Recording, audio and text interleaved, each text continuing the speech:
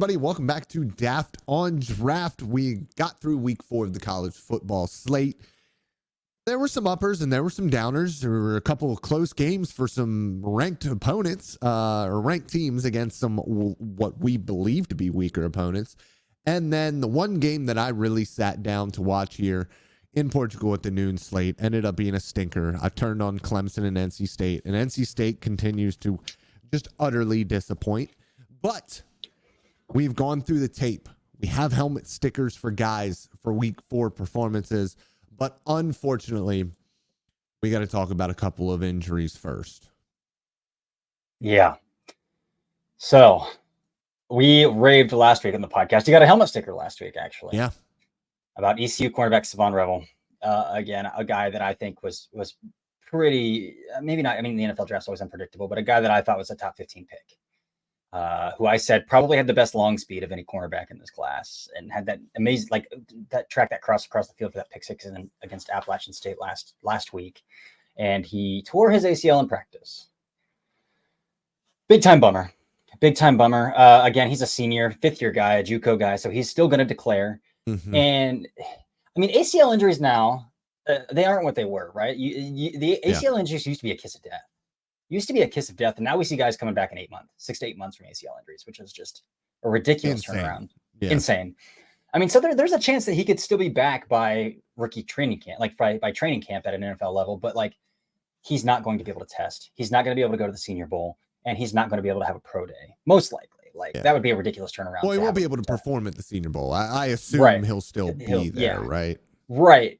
Which I have mixed opinions about the Senior Bowl, and I'm sure people overhype the Senior Bowl quite a bit. Like people were talking about Roman Wilson going to the first round. The guy can't even get active for the Steelers, which he's been hurt, but he was healthy this week. He was a healthy scratch. So like we tend to overhype Senior Bowl performances, in my opinion, especially wide receiver one-on-ones. I mean, guys like tiny guys are supposed to win them. They're going to win them against 6'3" corners.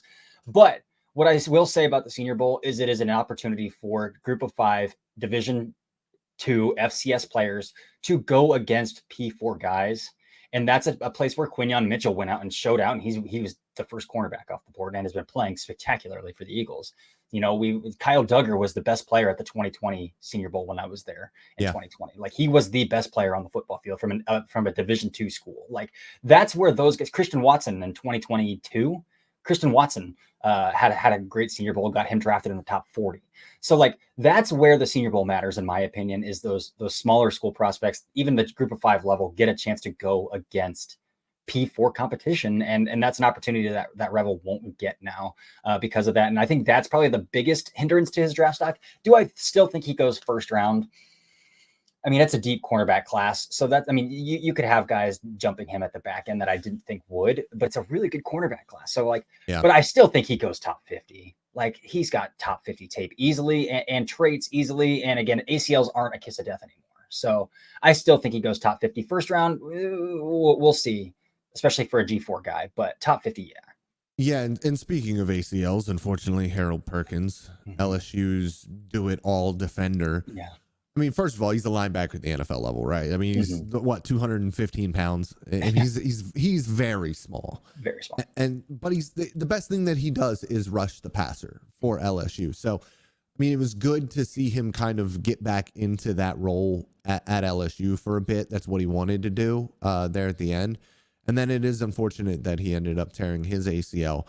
But it'll be interesting to see what happens with his process now, especially being I don't mean not even a tweener, but a full out undersized linebacker. Yeah. And an undersized one at that. Yeah. Yeah. I agree. I tend to think that he's a case we're going to see him go back to school. Like I don't know how we don't see Harold Perkins go back to school now. Again, he doesn't have the resume on tape of a linebacker where he projects. And then as a linebacker, he's already undersized. He's undersized as an edge. He can't live on the edge at the end. It's just, no, there's no pathway except going back to school for him. Yeah, well, and the problem with evaluating linebackers at the college level is what they do at the college level is ridiculous. It's not what they're going to be doing at the NFL level. So you're pretty much picking and choosing and guessing at linebacker when it comes to, especially from a coverage perspective. But let's get to happier stuff now. All right. We're here to talk about helmet stickers. And I put the tweet out earlier, and everybody is so Cowboys focused. right now. I was like, give me helmet stickers for guys. And everyone's like, give me a D tackle, give me it. And I'm like, no, guys, this is for college. I'm on another podcast here. Tell me what guys showed out in college football this past week. And I actually ended up picking one of the guys that was given to me as a potential solution there. So we will get to that. But first, I want to let you start with your first helmet sticker. And I think this would be a pretty interesting one. Yeah, I'm on the same page as you because I also cover the Browns, and a lot of my kind of content is pretty Browns focused, and they have probably the 32nd offense in the NFL right now, and their quarterback is giving Bryce Young a run for his money for the least efficient quarterback in the NFL right now. So it is also hard to talk draft without people being like, "Oh, you're talking draft already." It's like, dude, I always talk draft. You just follow me for my Brown stuff. Yeah. But yeah, my first one, and it is interesting, but I'm giving it to Shedeur Sanders, man. I'm giving it to Shedeur Sanders. I do think he had some uncharacteristic. I went and I charted the game this morning, as I do every draft eligible quarterback who's worth following. I charted his game this morning, went back and charted it, and he did have some uncharacteristic misses over the middle. Like that's usually where he's pinpoint is throwing, those slants, the skinny posts, backside digs, hooks. That's his money. That's his money ball. And he had some uncharacteristic misses on those throws this game, but in terms of putting a team on his back, again, he has the worst protection of any Power 4 quarterback, and it's not the same as like the NFL level. Like it's easy to compare to the nasty man in Cleveland right now because he's also like fan base is also saying, there's nobody blocking for him, blah blah blah blah blah. It's different for Shedeur because he legitimately has no windows to like rarely has situations to step up into.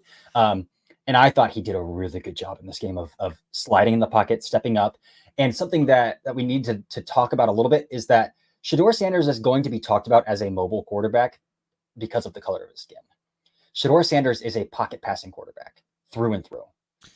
Because you wouldn't look at Geno as a mobile quarterback or a dual Dak guy. Prescott, and that's pretty much who he is when it comes to him as an athlete. Like, yes, both of them can get on the hoof and pick up a third down, but that's not what they are. That's not what they want to do. So it's gonna happen, and I think that usually it is because of the color of their skin. But with him specifically, I think it's a double whammy being Deion Sanders' son, one of the best athletes that we've seen at the NFL level of all time. And so I do think you have a double whammy there with that.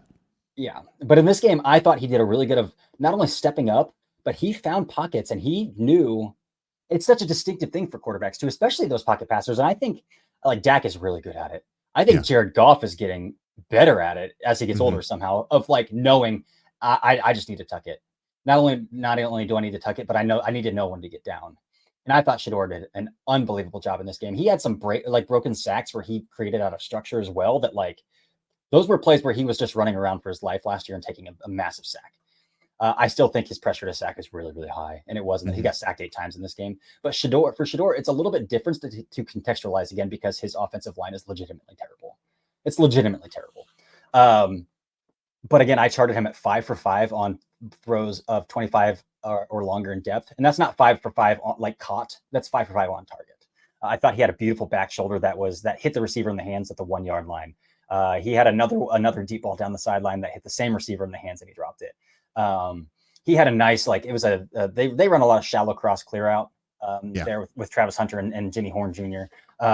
They ran a really beautiful clear out tendency breaker where Travis Hunter came across like clear out and then he ran a bender through too high. And it was beautiful, like on the money, beautiful deep ball. So Shedeur did everything that he could in this game. And that wasn't, I don't chart Hail Marys because Hail Marys are fluky plays. Like it's not a chartable throw. You're just throwing it up and hoping somebody makes a play on the football, right? So like that's 5 for 5 without including that Hail Mary, which was outside of structure and the flick of a wrist. So like in a quarterback class and seeing how some of these quarterbacks in the NFL are flailing because they can't get their eyes on time and just deliver the football. It's making me love Shedeur Sanders this game even more because he's doing that in the worst possible context of an offensive line that you can imagine. And so especially in this quarterback class, like I'm becoming a Shedeur guy. So he balled out in this game, in my opinion, even despite of those uncharacteristic misses over the middle that he had. How do you think NFL teams will look at his not off the field, I would say, but the way that he speaks about teammates and the I guess I would call it accountability that he demands, but he does it in a very prime way. Of he is honest to a fault, and I wonder how the NFL will look at that, specifically because he is a quarterback. I think it'll scare off 70% of teams. I think there are some teams out there who will say, we are going to get this guy into our locker room with some veterans who are going to kick that shit to the curb. Again, it's weird. Like Baker Mayfield is a pretty decent example of this. Baker Mayfield was the biggest man on campus at Oklahoma. Baker Mayfield was even the biggest person in the locker room in Cleveland as the first overall pick on a historically bad football team, like 1-31 football team he came into. So, but then it fell apart in Cleveland, and then it fell apart in Carolina. And I think Baker Mayfield had a reality check, like, this is my livelihood. And he's in Tampa now, where I think it was kind of a humbling experience. And so I think there are some teams with really good veteran locker rooms that will take him in, and they will curb that pretty quickly. I think Pittsburgh is a very good example of this. But again, I don't think Pittsburgh is kidding themselves about what they're getting out of Justin Fields this year. I think they'll be pretty heavily invested in trying to find a quarterback. And I think Mike Tomlin is a perfect head coach of a guy who could curb something like that. And guys like Cameron Hayward, TJ Watt. We've seen it with 8,000 of their wide receivers already. Right. Yes. Antonio Brown, while in Pittsburgh versus not in Pittsburgh, is just a bizarre thing. And so I think they're like coming into an NFL locker room. It's not so much how do teams handle this, but do you have the locker room who will support a guy like this as he matures and grows? Because again, big man on campus at Jackson State, big man on campus at Colorado. He's been with his dad this whole time. Like, that's not going to be the case at the NFL. And so he's going to hit a reality check, whether that happens as soon as he gets in the NFL, or if he has to flail at first in the NFL before he realizes, like, I'm not the big man anymore. Like this, I'm not the big man on campus. And there are people way bigger than me in this locker room. I think that's going to be the big adjustment. Again, everything that I've heard from scouts, and I have a few scouts that I talked to have said he's passing character checks. He's got his head on right, but he does carry himself in a very Shador centric way where he is at the center. My first guy is somebody who I might end up falling in love with in this class as the Taylor Heineke-like backup quarterback at the NFL level. And that is Illinois' Luke Altmaier. Somebody who, the minute I started watching him in this Nebraska game, I said he was a baseball player. He was a shortstop. He was a second baseman. He was middle infielder. There's no doubt about it. He is, when it comes to the ability to switch up arm angles and create velocity from some really wacky positions, he's able to do it, even though he is like 6'1", 200 pounds soaking wet. Like, he is not a big dude.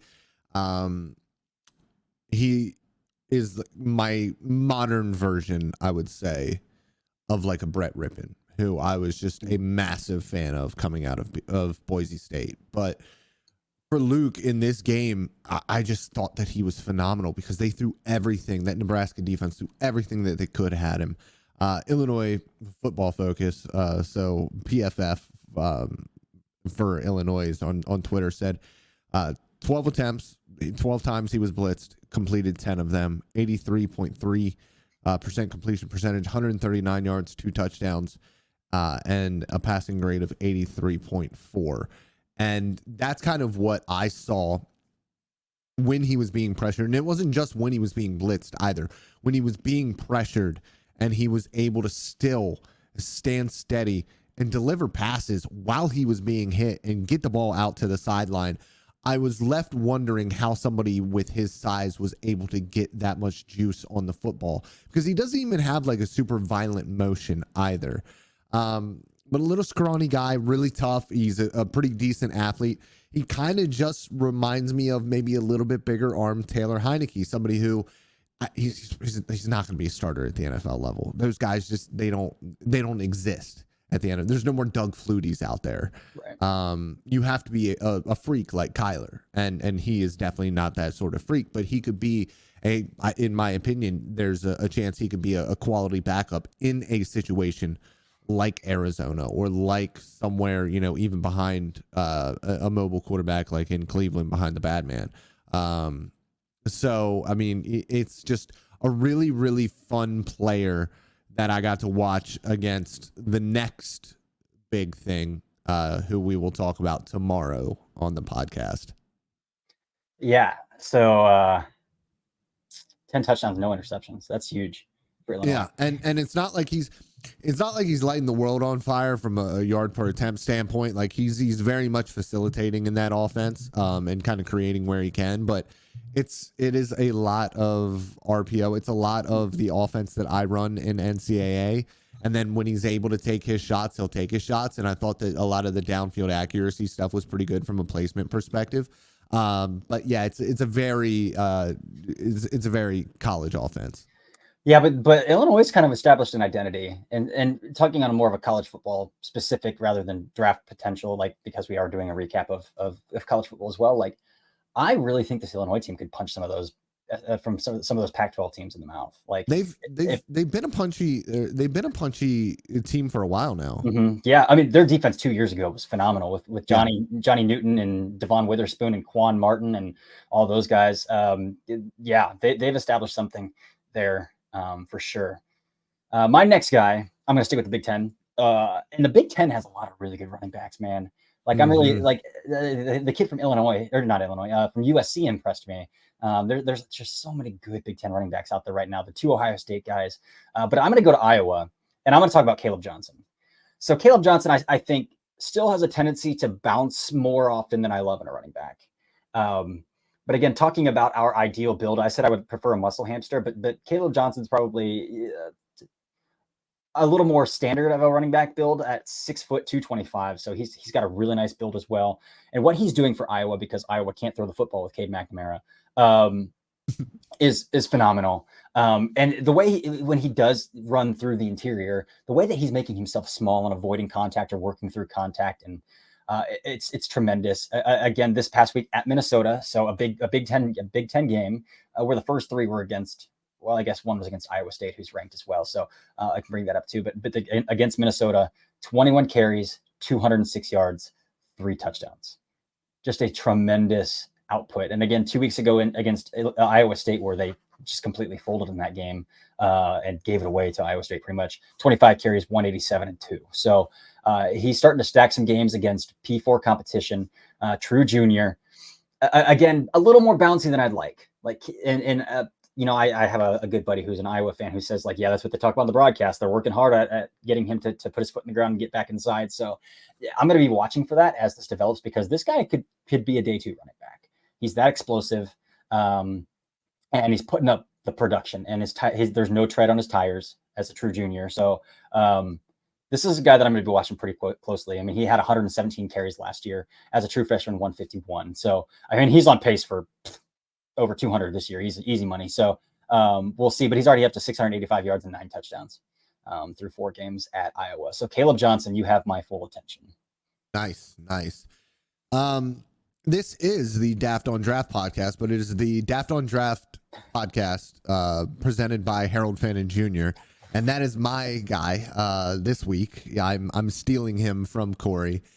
Listen, I specifically didn't choose him because I talked so much about him on the podcast. I was like, I can't choose Harold. Yes. I can't choose him. When you are Bowling Green and you have now lost to Penn State by 7 and Texas A&M by 6, and it is largely because of your tight end, that's massive. Also, did you see that game where he was wide open in the end zone on a reverse pass or a toss pass?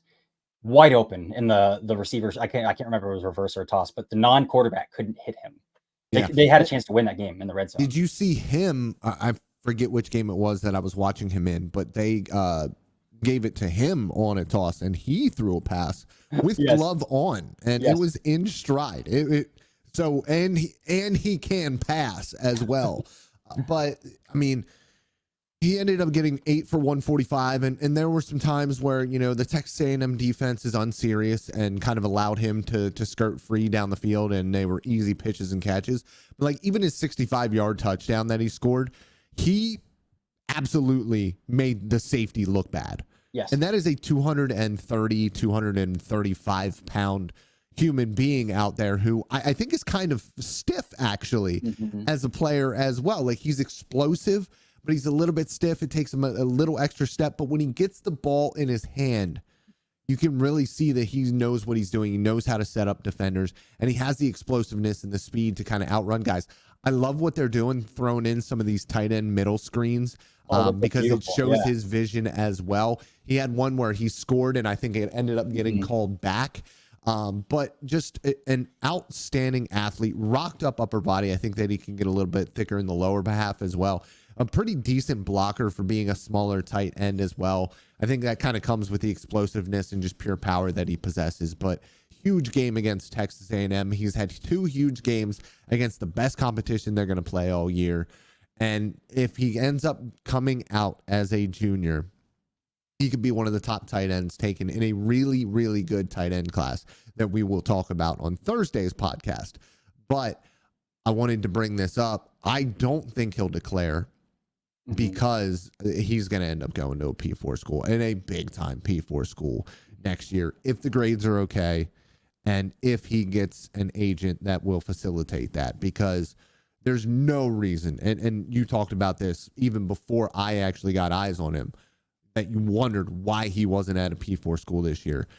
Now I'm wondering why in the heck he is not at a P4 school, because this dude is way too talented to be playing at Bowling Green. Yeah. I mean, yeah, a little undersized, but I mean, it's hard to poke a hole in his game. Yeah, he's stiff, and I think that's it. But like 40% of his snaps in the slot, he's got alignment versatility. 227 of his yards are after the catch. Like, he is a legitimate weapon with the ball in his hand. And what he's doing, like, in his depth of target isn't like they're just throwing him screens. Yes, they are throwing him screens because he's so good with the ball in his hand. His average depth of target in this game was 7 yards. So, like, deep, underneath, manufactured touches, like this, the Bowling Green offense, again, it's Bowling Green. The Bowling Green offense runs through Harold Fannin Jr.